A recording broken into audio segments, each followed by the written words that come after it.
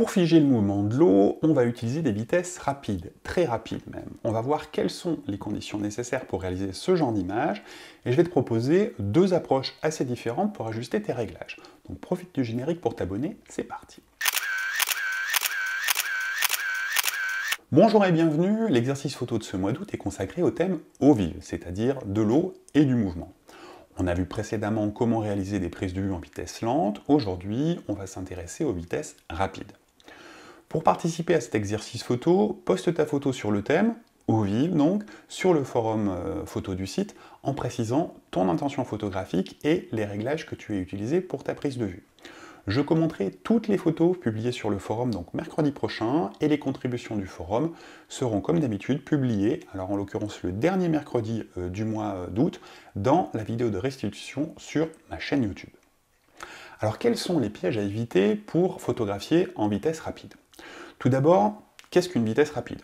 Quand on parle de vitesse rapide, on ne parle pas de la même chose quand on photographie un escargot ou quand on photographie une voiture de course. Pour exposer une image avec une vitesse d'obturation rapide, il faut disposer d'assez de lumière pour que le capteur puisse être exposé en un temps très court.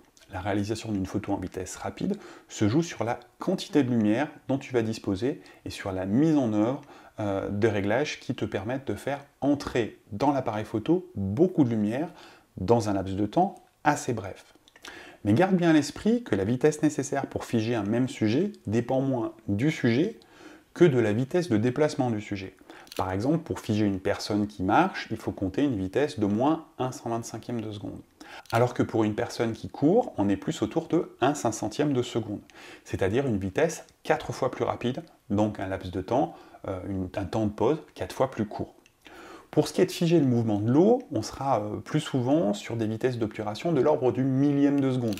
1 millième, 1 2 millième, 1 4 millième, voire même 1 8 millième si ton appareil photo le permet. Si tu veux en savoir plus sur les principaux réglages en photo et notamment sur l'utilisation de la vitesse d'obturation, je t'invite à suivre la formation gratuite qui est sur mon site. Je te mets le lien donc dans la petite bulle d'infos en haut à droite et dans la description de la vidéo. Alors maintenant, comment photographier en vitesse rapide? Pour photographier en vitesse rapide, pas besoin de trépied. Tu peux photographier à main levée.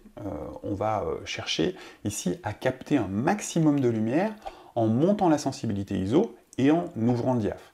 Ça va te permettre de faire remonter la vitesse d'obturation pour avoir des temps de pause très courts et figer le mouvement. Pour ça, tu peux utiliser le programme Priorité Vitesse, bien sûr, c'est ce que la plupart des gens font, ou tu peux aussi, et c'est une autre option, une autre manière de faire les choses, utiliser le programme Priorité Ouverture. Alors tout d'abord, la vitesse rapide en mode priorité vitesse, le mode S ou TV. En mode priorité vitesse, donc S ou TV, on dit S comme speed ou TV comme time value, tu imposes une vitesse d'obturation à ton boîtier, et en fonction de la lumière disponible et de la sensibilité ISO que tu as choisie, ton boîtier va ajuster l'ouverture de diaphragme. Il le fait tout seul, c'est automatique. C'est le principe de mode priorité vitesse. Sur le papier, c'est très bien si tu disposes d'assez de lumière. Mais en pratique, le maillon faible du triangle d'exposition, c'est souvent le diaph. Si la scène n'est pas assez éclairée, l'appareil va vite être au diaph maxi et tu risques de ne pas avoir assez de lumière pour exposer correctement ton capteur avec la vitesse que tu as choisie, qui va être trop rapide pour pouvoir faire rentrer suffisamment de lumière. Donc soit tu revois tes ambitions à la baisse en optant pour une vitesse d'obturation moins rapide, pour qu'il y ait plus de lumière qui rentre, soit tu montes la sensibilité ISO. Et si tu veux pas t'embêter à tâtonner pour trouver le bon compromis, il est aussi possible, c'est une possibilité, c'est pas une obligation, hein, de passer la sensibilité ISO en automatique. L'intérêt, c'est que ta vitesse étant bloquée au max, l'appareil va ouvrir le diaph, là aussi il va vite être au max, et ensuite il va jouer sur la sensibilité pour ajuster l'exposition. L'inconvénient, c'est que si tu laisses filer la montée en ISO, tu risques d'avoir du bruit numérique. Alors comme toujours, on ne peut pas tout avoir. C'est à toi de décider du compromis que tu estimes le plus acceptable et de faire un choix. Alors maintenant, comment faire une vitesse rapide en mode priorité ouverture? L'autre option qui revient un peu au même, c'est en effet d'utiliser le programme de priorité ouverture, A ou AV, A pour aperture et AV pour aperture value. Dans ce cas, tu vas ajuster la sensibilité ISO et l'ouverture de diaphragme. L'appareil va ensuite ajuster la vitesse, Et si la vitesse est trop lente, eh ben, tu ouvres un peu plus le diaph ou tu montes un peu plus la sensibilité. Ça fera remonter la vitesse. Là encore, tu peux aussi passer la sensibilité ISO en automatique. Alors perso, je préfère garder la main sur mes deux réglages que sont le diaph et la sensibilité.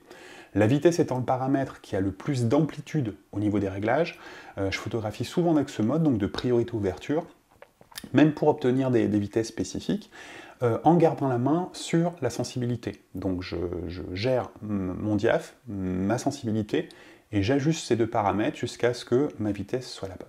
À toi de jouer maintenant, donc teste un petit peu ces deux approches et dis-moi en commentaire quelle est la méthode qui te convient le mieux pour obtenir une vitesse rapide, que ce soit avec le mode priorité ouverture ou avec le mode priorité vitesse, les deux sont possibles donc, et partage cette vidéo avec tes amis pour qu'eux aussi puissent essayer et nous donner leur avis. On se retrouve donc tout de suite pour échanger sur ta photo dans le forum et mercredi prochain pour une nouvelle vidéo. D'ici là, bonne semaine et bonne photo.